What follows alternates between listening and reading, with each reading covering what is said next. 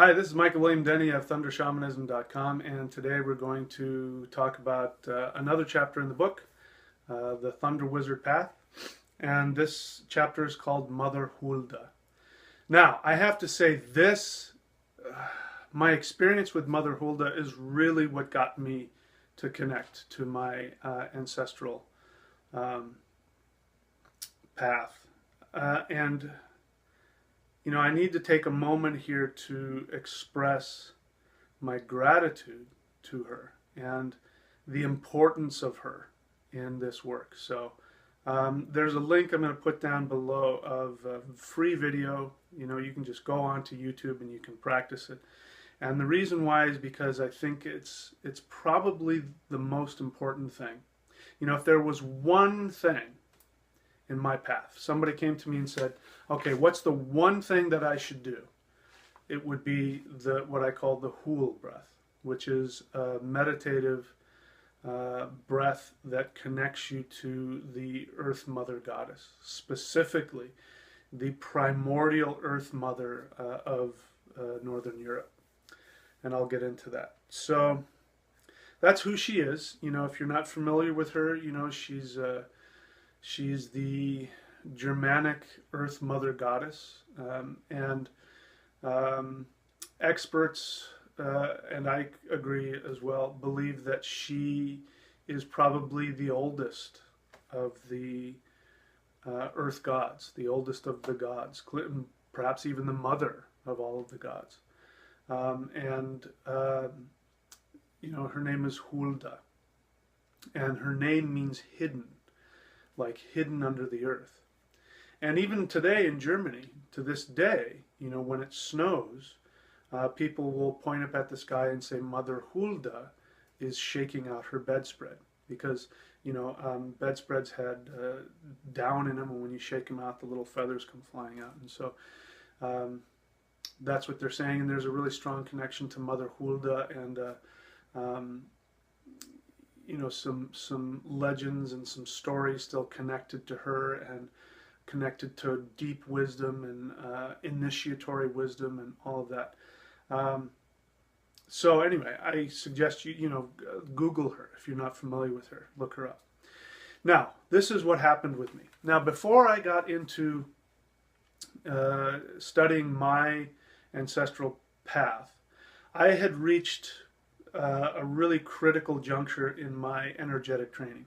Now, this is after years of working towards mastering internal martial arts, working with Kundalini yoga, working with mantra, working with Negong, which is energy that goes inside the body. There's external work like Qigong, which increases the external power, and then there's internal work, which you work by moving energy around and changing the cell structure in the body.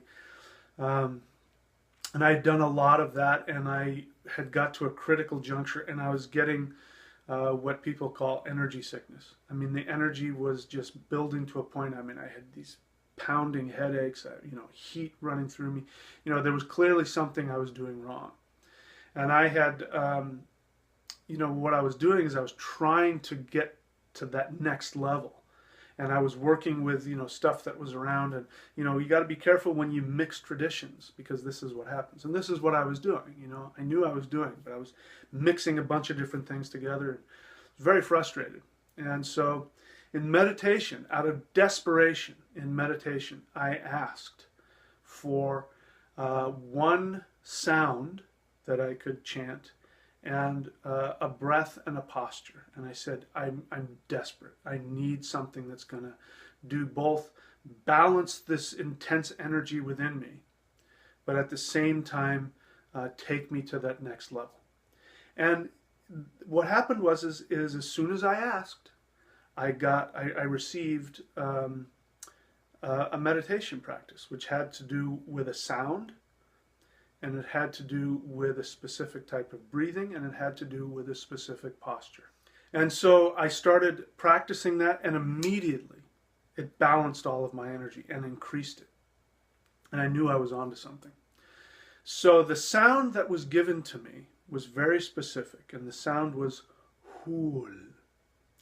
but I was instructed to do it in a way where there was no sound escaping.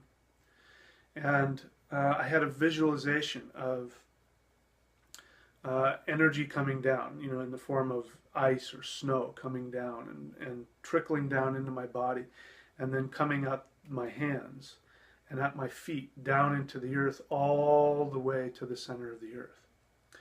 And I felt this power of the earth, just this amazing power.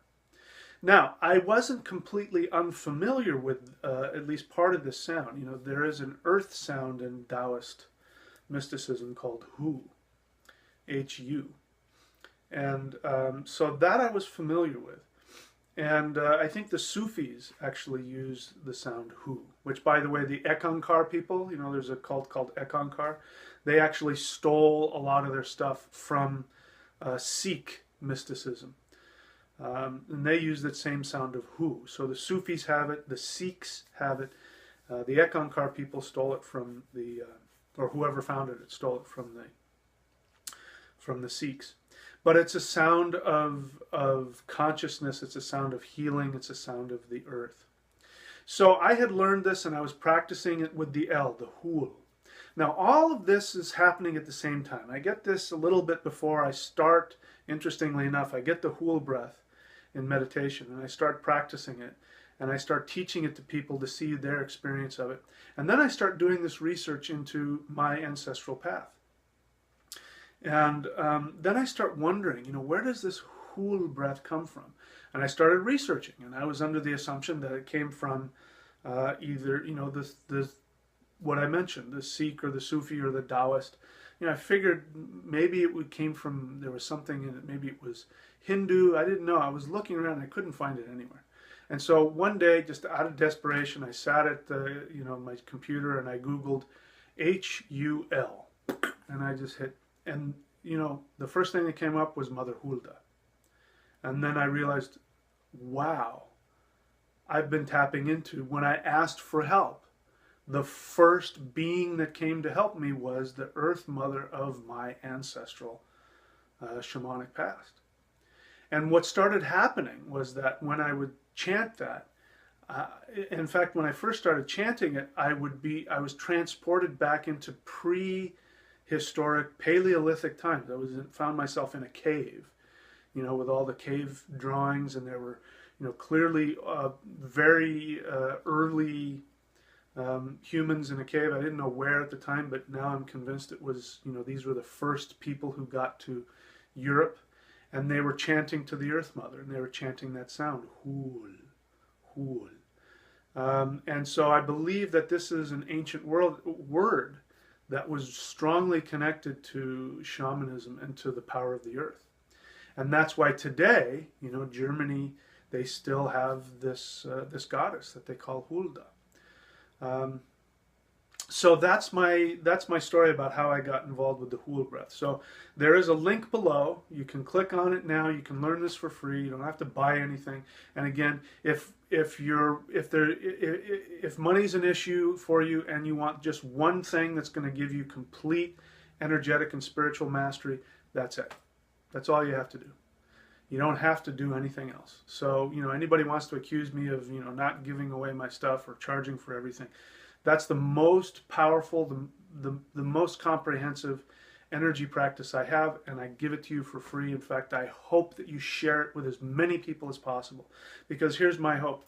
My hope is that by chanting that, we can bring the earth back into balance. And it is my belief that if people chant that regularly, especially like in groups, and chant that we can have a powerful impact on healing the earth as well as healing ourselves. So there's that. I also strongly recommend Celestial Qigong, the most powerful energy work I've ever done.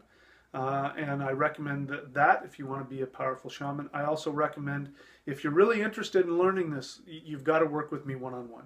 Books are great, videos are great, but there's an energetic transfer and there's a depth of knowledge that can only happen on a one-on-one experience.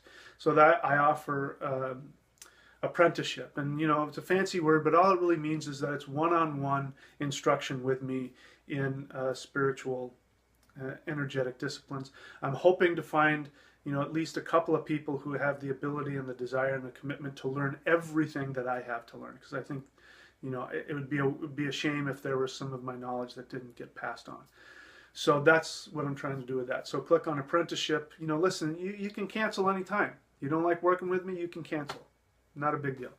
But, you know, you've got nothing to lose by giving it a try. So I've actually got some more apprentices than I've had. So, you know, my time is starting to get smaller. So, you know, the clock may be ticking here. So, you know, get in on it while you can. And that's all for now. Until next time.